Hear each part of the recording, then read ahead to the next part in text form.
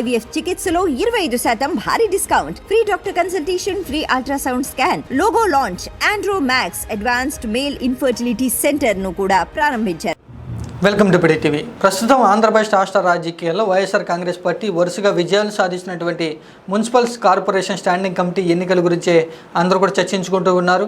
YSR Congress party ఈ standing committee ఎన్నికల్లో ఘన విజయం సాధించడంతో కూటమి ప్రభుత్వానికి కొత్త తలనొప్పులు మొదలైనట్లుగా తెలుస్తున్నాయి. ఎందుకంటే ఇటీవల జరిగినటువంటి సార్వత్రిక ఎన్నికల్లో కూటమి ప్రభుత్వం ఘన విజయం సాధించడం, వైసీపీ పార్టీ ఘోర పరాజయం పాలవడంతో వైఎస్ఆర్ కాంగ్రెస్ పార్టీని విడిచి పెద్ద మొత్తంలో రాష్ట్ర వ్యాప్తంగా వివిధ నియోజకవర్గాల్లో కార్పొరేటర్లంతా కూడా వైసీపీ పార్టీని విడిచి తెలుగుదేశం పార్టీలో చేరబోతున్నారంటూ పెద్ద ఎత్తున ప్రచారం జరిగింది. కూటమి చెందినటువంటి నాయకులు కూడా ఈ విషయాన్ని గురించి పెద్ద ఎత్తున బహిరంగంగానే కొన్ని వ్యాఖ్యలు చేసినటువంటి నేపథ్యం. మేము గేట్లు ఎత్తితే వైసీపీ పార్టీ ఖాళీ అయ్యేందుకు రెడీగా ఉంది అంటూ కూడా కూటమి నేతలు ప్రచారం చేసిన నేపథ్యంలో ఇటీవల వరుసగా జరుగుతున్నటువంటి విజయవాడ తర్వాత కర్నూలులో జరిగినటువంటి స్టాండింగ్ కమిటీ ఎన్నికల్లో వైసీపీ పార్టీ ఘన విజయం సాధించడంతో అందరూ కూడా ఆసక్తిగా గమనిస్తూ ఉన్నారు, సర్వత్రా చర్చించుకుంటూ ఉన్నారు.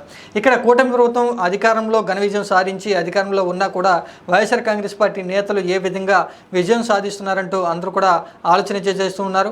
ఇక్కడ ఒకసారి సంఖ్యాపరంగా బలాబలాలు కనుక చూసుకుంటే వైఎస్ఆర్ కాంగ్రెస్ పార్టీకి అన్ని మున్సిపాలిటీలో కానివ్వండి లేదా కార్పొరేషన్లో పెద్ద మొత్తంలో వైఎస్ఆర్ కాంగ్రెస్ పార్టీకే బలమైతే ఉండడం జరిగింది. కానీ ఎన్నికల్లో వైసీపీ పార్టీ ఓడిపోవడంతో కార్పొరేటర్లంతా కూడా స్టాండింగ్ కమిటీ ఎన్నికల్లో వైసీపీ పార్టీ అభ్యర్థులను కాకుండా కూటమి అభ్యర్థులను గెలిపించుకునే అవకాశం ఉంది అంటూ కూటమి చెందినటువంటి నాయకులు, ఎమ్మెల్యేలు కూడా తీవ్రంగా ప్రయత్నాలు అయితే చేయడం జరిగింది. అలా ప్రయత్నాలు చేస్తున్న నేపథ్యంలో తీరా ఫలితాల విషయానికి వచ్చేప్పటికీ వైఎస్ఆర్ కాంగ్రెస్ పార్టీ కార్పొరేటర్లే స్టాండింగ్ కమిటీ మెంబర్స్గా గెలుస్తూ ఉన్నారు.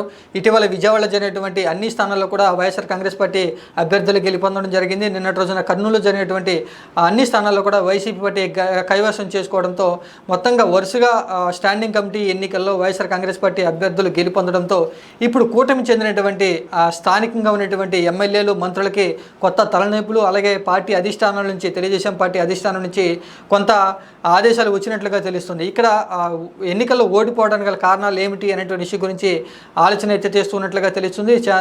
ముఖ్యమంత్రి నారా చంద్రబాబు నాయుడు కూడా ఈ విషయం గురించి ప్రత్యేకంగా దృష్టి పెట్టినట్లుగా తెలుస్తుంది. రాష్ట్రంలో మనం అధికారంలో ఉన్నా కూడా ఎమ్మెల్యేలు, మంత్రులు మనవాళ్లే ఉన్నా కూడా, ఎంపీలు మనవాళ్లే ఉన్నా కూడా వైఎస్ఆర్ కాంగ్రెస్ పార్టీ చెందినటువంటి కార్పొరేటర్ల బలంతో వైసీపీ పార్టీ ఆ స్టాండింగ్ కమిటీ ఎన్నికల్లో ఎలా విజయం సాధిస్తుంది అనేటువంటి ఒకంత ఆగ్రహాన్ని స్థానికంగా ఉన్నటువంటి ఎమ్మెల్యేలు, మంత్రుల మీద నారా చంద్రబాబు నాయుడు వ్యక్తం చేస్తున్నట్లుగా తెలుస్తుంది. ఇక అతి త్వరలోనే ఇటీవల జరిగినటువంటి విజయవాడ, కర్నూలు తర్వాత విశాఖలో స్టాండింగ్ కమిటీ ఎన్నికలు అయితే జరగబోతూ ఉన్నాయి. మొత్తంగా 10 స్థానాలకు ఎన్నికలు జరగబోతూ ఉంటే 10 స్థానాలకు 20 మంది అభ్యర్థులు అయితే బరిలో ఉండడం జరిగింది.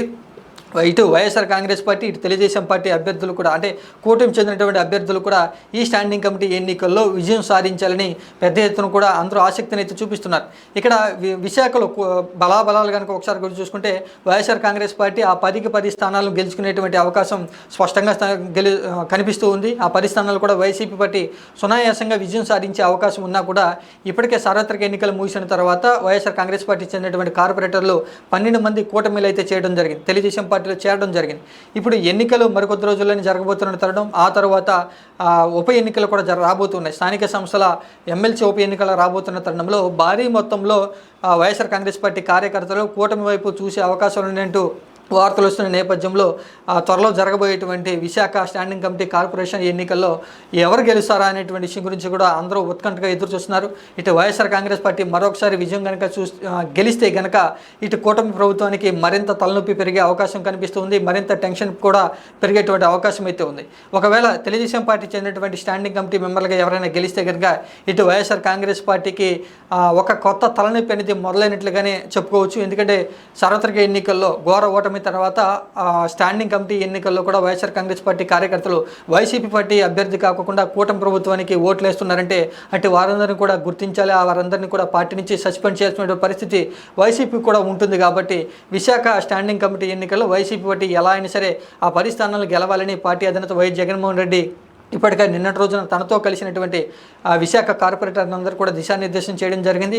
ఈ యొక్క ఉత్తరాంధ్ర రీజనల్ కోఆర్డినేటర్ అయినటువంటి వైఎస్ఆర్ కాంగ్రెస్ పార్టీ సీనియర్ నేత, కీలక నేత అయినటువంటి వైవి సుబ్బారెడ్డికి కూడా పార్టీ అధినేత వైఎస్ జగన్మోహన్ రెడ్డి దిశానిర్దేశం చేసి ఆ 10కి 10 స్థానాలను వైసీపీ పార్టీ కైవసం చేసుకోవాలి అనేటువంటి దిశగా కొన్ని సూచనలు అయితే చేయడం జరిగింది.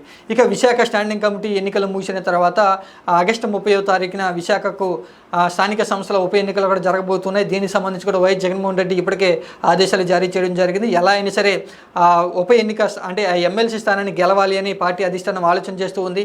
పార్టీ అభ్యర్థిగా మాజీ మంత్రి అయినటువంటి బొత్స సత్యనారాయణ కూడా నిలిపి స్టాండింగ్ కమిటీ ఎన్నికల్లో ఇటు ఉప ఎన్నికల్లో కూడా వైసీపీ పార్టీ అభ్యర్థులే గెలుపొందాలని పార్టీ అధిష్టానం తీవ్రంగా ప్రయత్నాలు చేస్తూ రాజకీయాలు కూడా మొదలుపెట్టినట్లుగా తెలుస్తుంది.